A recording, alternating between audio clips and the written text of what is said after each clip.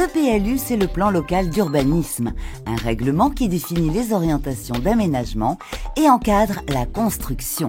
En 2020, la ville de Paris a engagé sa révision.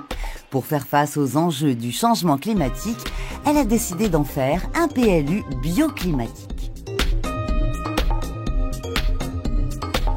En ville, l'eau de pluie est principalement traitée comme un déchet et très vite conduite vers les égouts.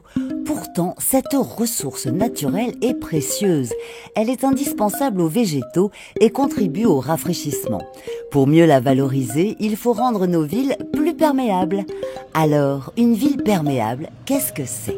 La ville perméable est une notion assez large qui permet de repenser le cycle de l'eau en milieu urbain. C'est une opportunité pour sortir d'un héritage des 19e et 20e siècles qui ont conduit à une gestion des eaux de pluie et des eaux usées par les techniques du tout tuyau qui ont atteint leurs limites.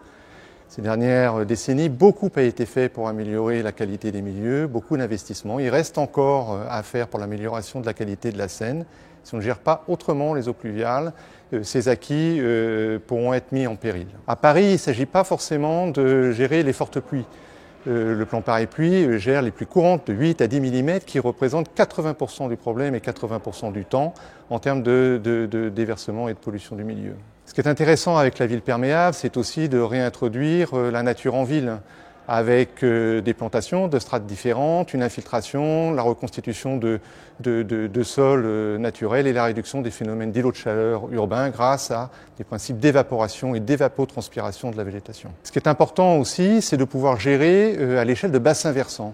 Les rivières, la renaissance des rivières en fait un peu la preuve, puisqu'elles pourraient contribuer à gérer l'eau pluviale en surface, mais aussi peut-être recueillir des eaux souterraines. On pense notamment à la Vieille Mer en Seine-Saint-Denis, mais aussi à la Bièvre.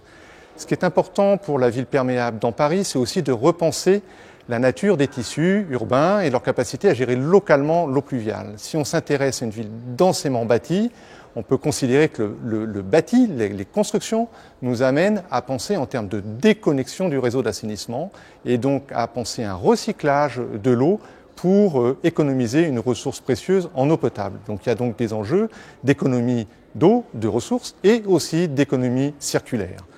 Ce qui est vraiment enthousiasmant avec cette question de la ville perméable, c'est de pouvoir s'adapter à des milieux urbains très différents, pouvoir en prendre soin et penser à leur beauté.